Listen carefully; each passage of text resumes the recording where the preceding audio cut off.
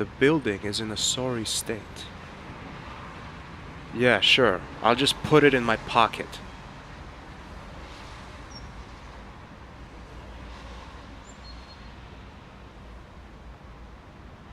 This must be the France Nationale office building.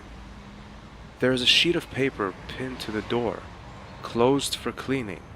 Makeshift editorial office in Rue Marie Curie. Damn. How am I supposed to get hold of the old newspapers now? Great idea. Kicking in the door, shouting, "Hello, it's George Stobart, and I'm burgling this building." Maybe it would be wiser to try and get inside a little less conspicuously.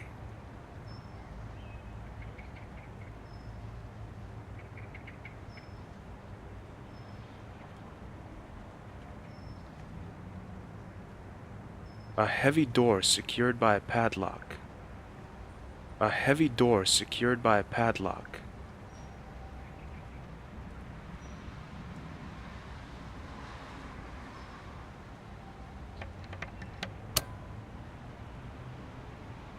I can't see anything. There's no point in going in there without a flashlight. It's pitch black in there.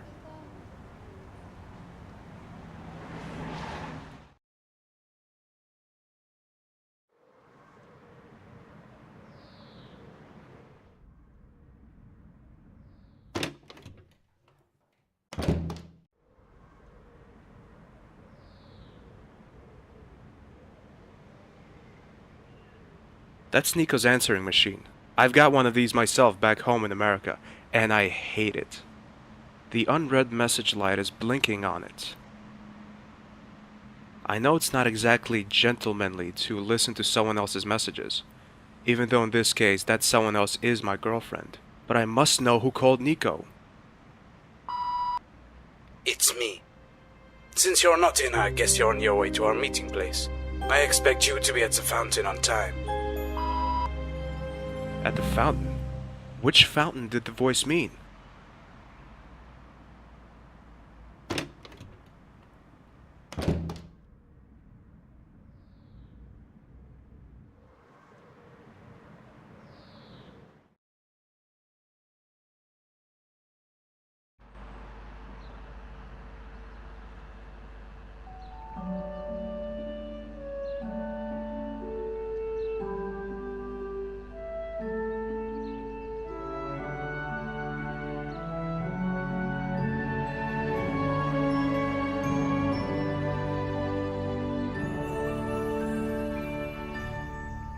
I've got lots of memories of this place. This time again, a trace led me here. I still remember how I sat here and talked to Andre 6 years ago. Man, it was horrible. I don't feel like coffee at the moment. Maybe later.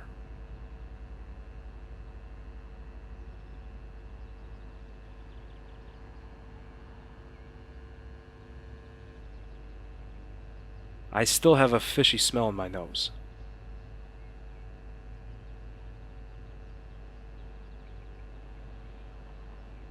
I won't go in there again. A medieval building combined with an elegant 80s style fuse box. Très chic. No. Not without a good reason, and above all, not with my bare hands.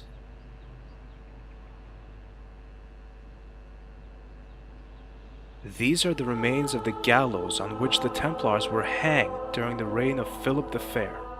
Gruesome. So you want me to hang myself? I'd rather not, but thanks for the offer.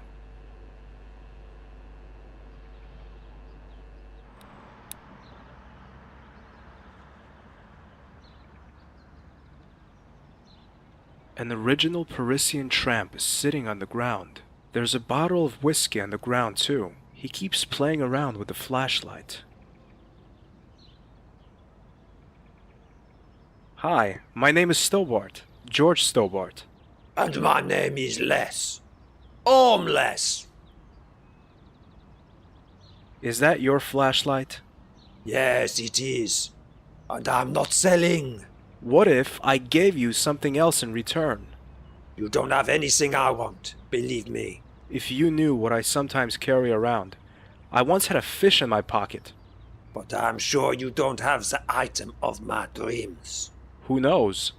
You have a woman's slip with you, oui? You're not serious, are you? Oh, why not? Many guys have a feminine side. I don't. You do. Just look at your hairdo. What about it? It's feminine. It's not. It's just blonde. It's as masculine as my physique.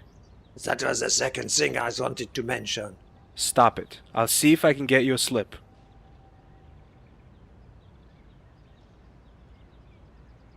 I've got the slip. Give it here now. Here you are, but I want the flashlight. There you go. I don't know, but the batteries seem to be dead. Thanks. The batteries seem to be dead.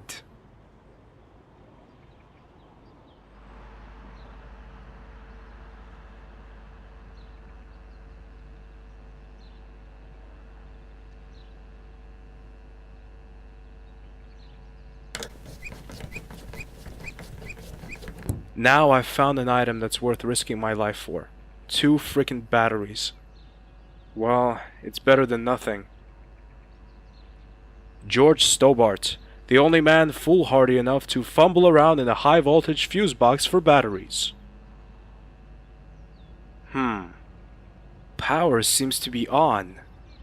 I'm feeling a little queasy. Should I really put my bare hands in there? I'd rather not.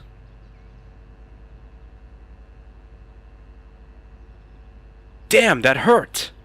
But at least I have courageously acquired 2 Mafasson batteries. Great! Wow, what am I supposed to say?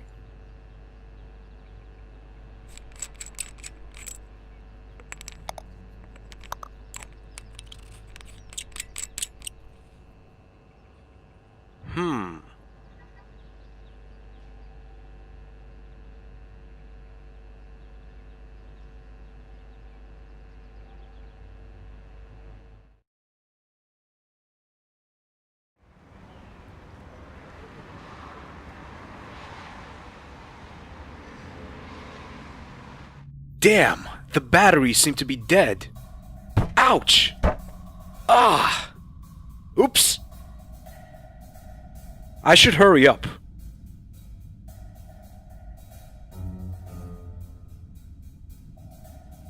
The fire extinguisher is fastened securely to the wall. I don't need a fire extinguisher.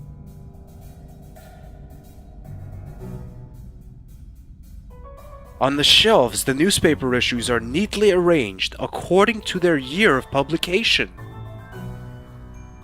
I search the shelves.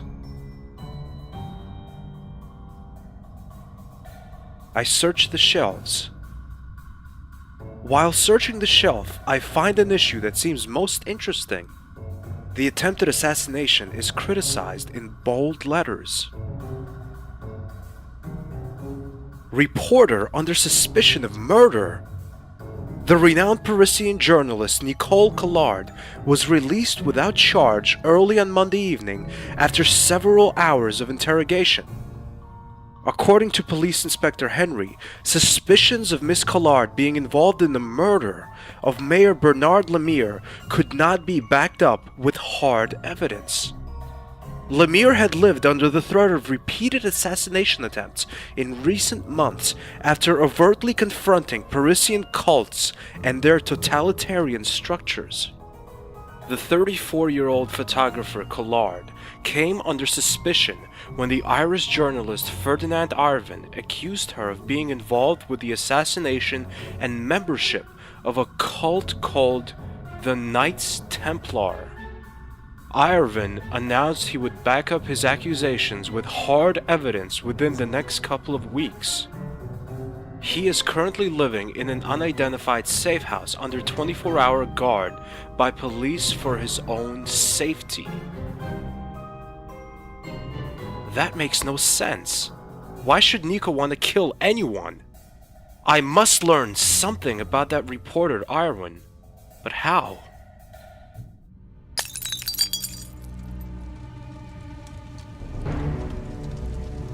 My common sense forbids it. That's not a good idea.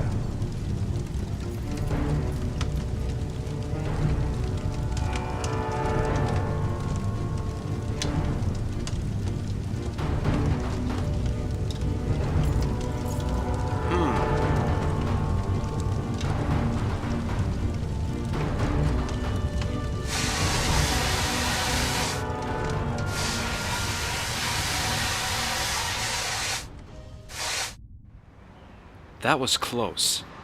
I seem to have made an enemy. Strange. The only one who knew I was here was Andre. I won't go in there again.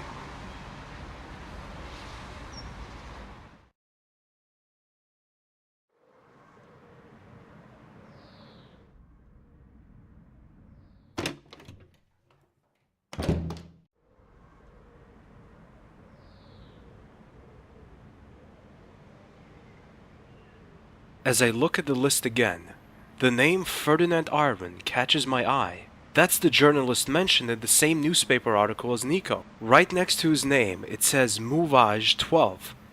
That's the Hotel Ubu! Nico kills Mayor. Nico gets interrogated. Nico disappears. Reporter claims to have incriminating evidence. Nico reappears and has Irwin's secret address on her computer. I have a bad feeling about this. And not only because I'm talking like Andre.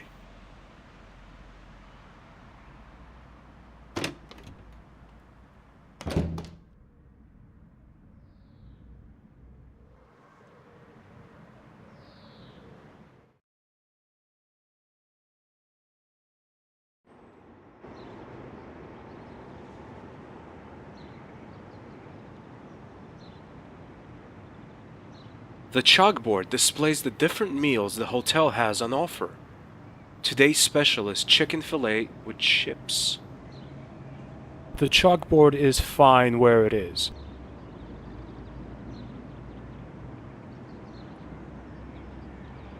Oh no.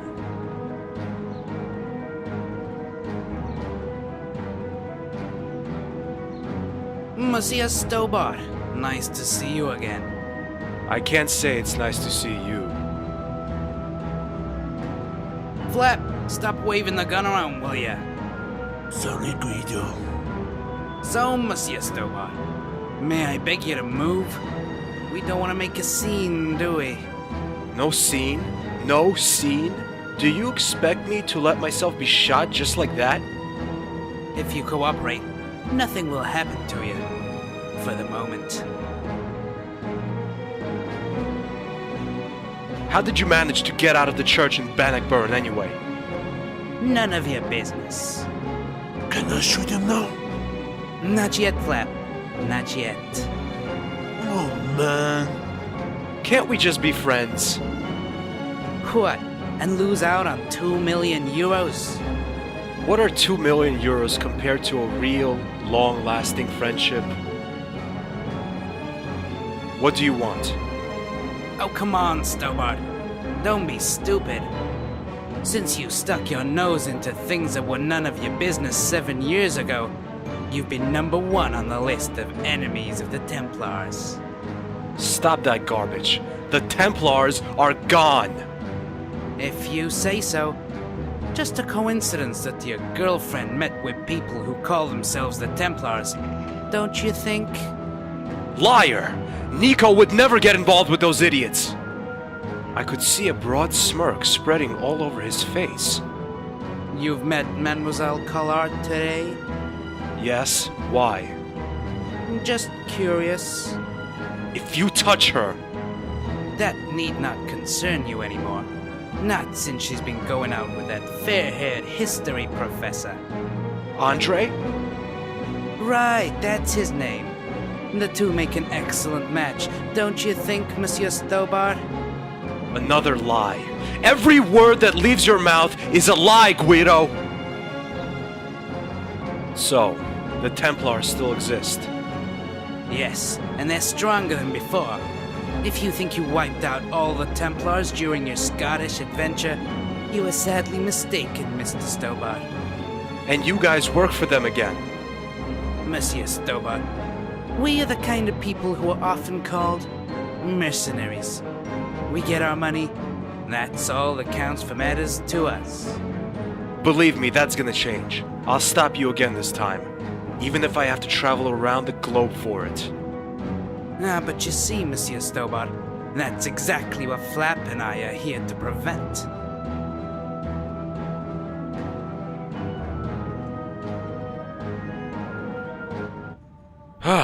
That was close.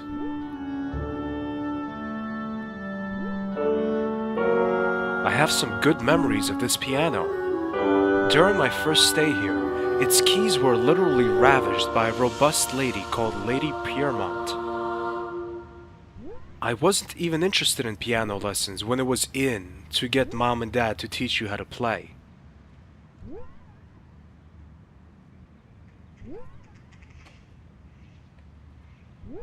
There's a boy standing there playing with a thingy. Hey, little man. Hello? Hello, who are you? I'm George Stobart. That's a weird name. No, it's not. But it is. No, listen. Stobart is a perfectly normal name. Stobby? My name is not weird, okay? Stobber, Stobby, Stobbo. Who would have imagined this? I travel halfway around the world to have an argument about my name with a boy with the intelligence of a banana. My dad has a better name than you, mister. So, what's his name then? Flap? No, Ferdinand Irvine. Where's your father now? He went out. Told me to wait here, but he ain't come back yet. When did you last see your father? About 3 hours ago. What's that toy you're playing with? It's a Freggy. A Fremy? Freggy.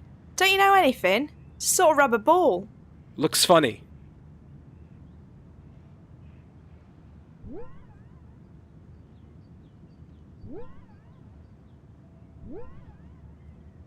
Nothing seems to have changed around here.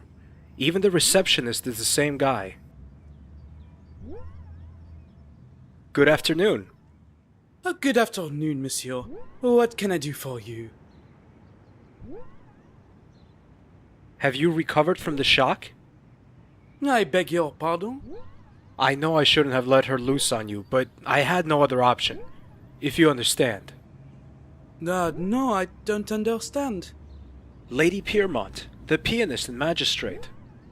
Ah oui, the Madame in Violet, the beast, mon ami. Oh, well, she wasn't that bad. A little eccentric, but okay. You are not a target, if you don't mind me saying. I guess you're right. I'd like to hire a room, please. 1 moment, please. I'm afraid we don't have any rooms left. Really? But there doesn't seem to be much going on here. That might be your first impression, but come the evening, come the guests. This hotel will be busy then. Damn it. Pardon? Never mind, just thinking out loud.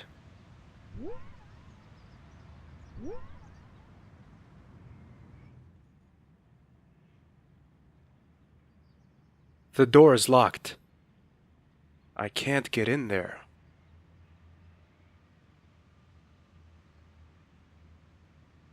There's something under the door. I wonder if that's intentional. Probably not. It's a hotel reservation belonging to a certain Ferdinand Irwin. Double room, 1 adult, 1 child. Hiding Irwin in a well-known hotel is not the most creative idea the Parisian police ever had to protect a witness. If I can just get into that room. It's a hotel reservation for a person called Ferdinand Irwin. This is the place where I came across Khan for the first time. The memory of it still gives me the creeps. I pull at the door, but it doesn't open.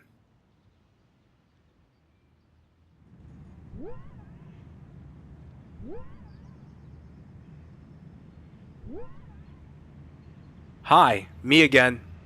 Hello, Stobby. Listen, would you like to play a little game? Oh yeah, a game. Freggy. Gets boring after a while. Here's the deal. We'll go to the receptionist together. Repta... What? That man over there. Uh-huh. And there, we're gonna play father and son, alright? Sounds good.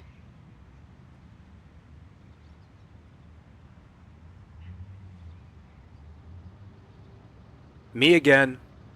I can see that. What can I do for you this time? I reserved a room. Have you? May I see your reservation? There you go.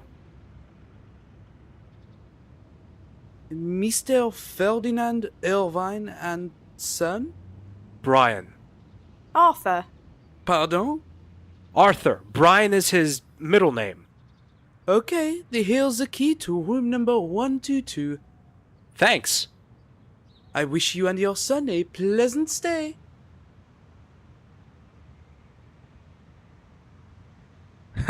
Wow, what am I supposed to say?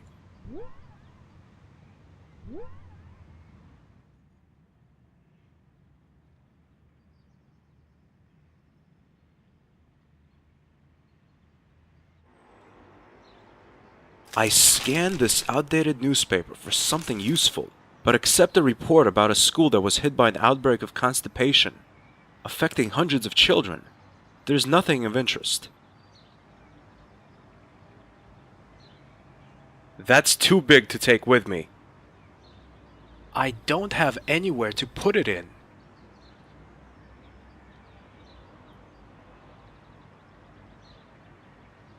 Minibar prices are always exorbitant, especially in Paris. I'm not thirsty at the moment.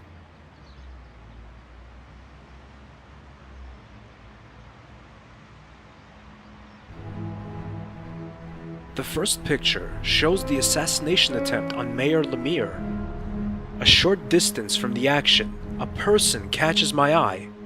Hastily running away, she's looking over her shoulder, as if she's been caught doing something wrong. She's a medium-sized, slender, obviously wearing a bad wig. Wait a minute. I know that face. Is that Nico? The second picture was taken at night, but I instantly recognized the place it was taken. Maupassant. Some people wearing robes, almost impossible to make out. Somehow I have a feeling that there wasn't a children's birthday party. There's a woman in the middle. She seems to be talking to someone. I have a bad feeling about this. The third picture confirms my instinct.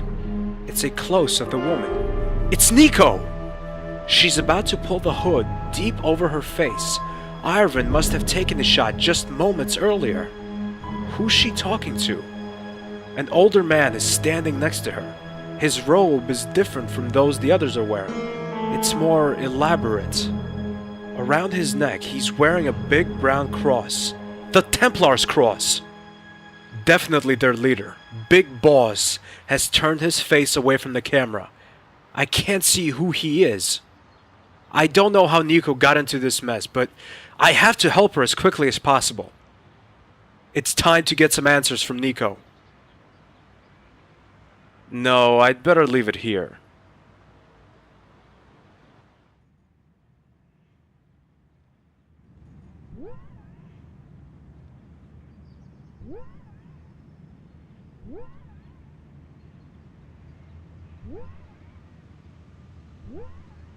Hey, little man. Hello.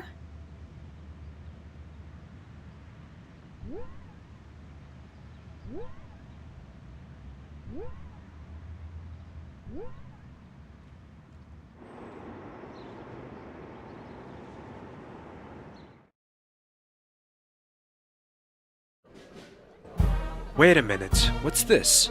A parade? There are huge barriers blocking the way to Rougerie. Just my luck. I must find another way.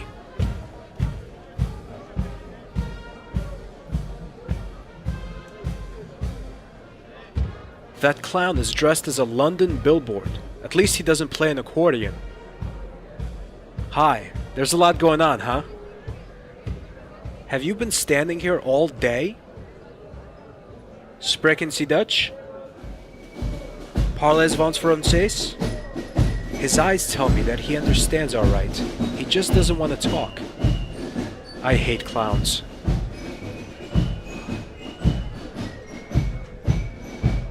That's sold by the cardboard nose over there. No way. They don't even notice me. Hello, excuse me, sorry, could I... Hello? They don't even notice me.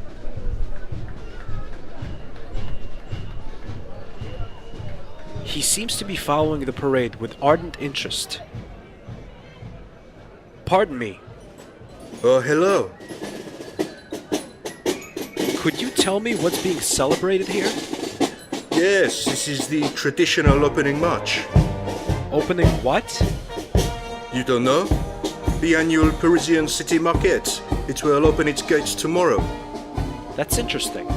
Can you tell me how to get to Rougerie? That's just bad luck, monsieur. The parade will take about 2 hours. But I have to get there. My girlfriend lives there. I live there myself. I should be at home with my wife and kids, but c'est la vie, monsieur. Come on, celebrate with us instead of complaining. Thanks, but I'm not in the mood for parades. Besides, 2 psychotic killers are chasing me. Would you celebrate if you were me? That sounds really exciting. Believe me, I'll take dull any day of the week. I can't wait till the parade is over. There must be another way. I'm off. Enjoy the parade. Thanks, and good luck, monsieur.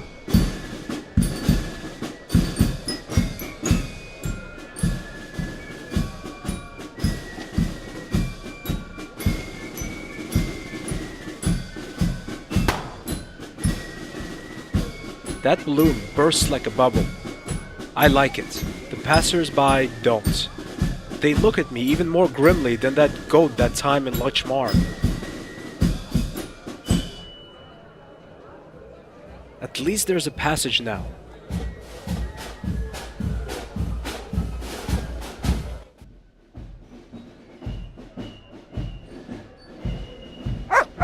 That's just my luck.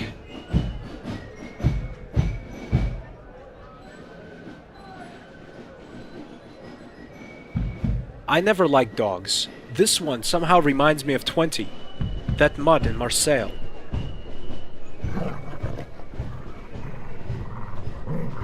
Do I look deranged?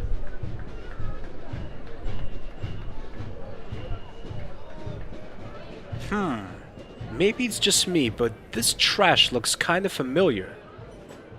No, I hate pushing boxes.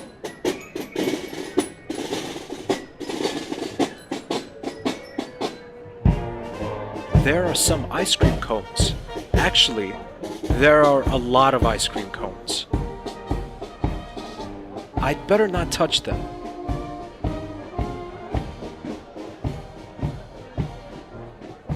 Yes, nice doggy.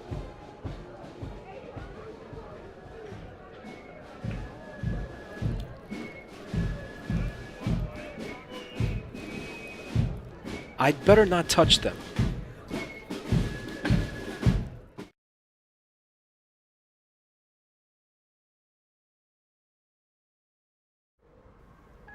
I was told that my uncle was part of their cult. Georges, at the time, I had no idea that it was the Neo-Templars. I only wanted to help him. I infiltrated their order under the false name of Christine Roux to get my uncle out of there. But when I met him, there I was stunned. His eyes were just empty like a dead man's gaze. It was very disturbing. He seemed to have been drugged. But worse than that, he kept stammering the word gate. Do you know what he meant by that? No idea. It's possible that it was just the drugs. That would explain both his gaze and his stammering. Why was your uncle part of the Templars anyway? I guess he couldn't resist the temptation. Temptation? Yes, George. 2 million euro. Hey, on second thought, the Templars aren't such bad folks after all. But this talk about a gate worries me still. But that's probably a result of the drugs. True. It could be. But maybe it has something to do with the Templars' plans. You might be right. Where would you start your investigation? The only one who knew about my plan was a good friend of Andre. A good friend? Yes, a friend. Nothing more. What's his name? Jimmy McClough, an English historian, whose main field is the Templars. Why did you let him in? Because he could provide me with inside information about the Order. Have you met him in person? No, I avoided that. After all, it might have been a trap. We only exchanged emails. So he's never actually seen you or heard your voice? No, Do you think he might have given you away? it's possible. Maybe I should pay him a little visit. I don't think that's a good idea, George. The Templars are involved with everything. So why not with McClough? But we can't just sit and wait until the Templars get what they want. Who knows what they're up to this time? Where can I find this Jimmy McClough? He has a mansion in York, England. England, huh? I've never been there. And it means something if there's a place I've never been to. George, please stop bragging. But it's a fact. Where exactly can I find McClough? As I've said, I've never met him. But as Andre told me, Then we'll never find him. can't you forget your childish rivalry for 1 minute? Not for a second. Anyway, you should start at the York Library. McClough is a scholar, so he should be registered there. Maybe you can find his address in the personal file. Take a map at the airport. The library should be on there. Will do. I better be going. Wish me luck. Okay, George.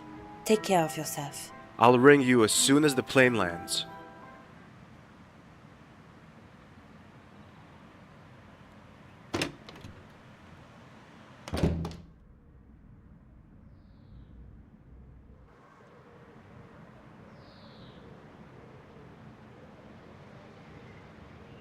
Excuse me. Oui? Oh, it's you. Didn't I tell you you would come back? Yes, you sure did. I must be going now. Maybe we'll see each other again. Yes, we will. Certainly. Oh no, that sounds familiar.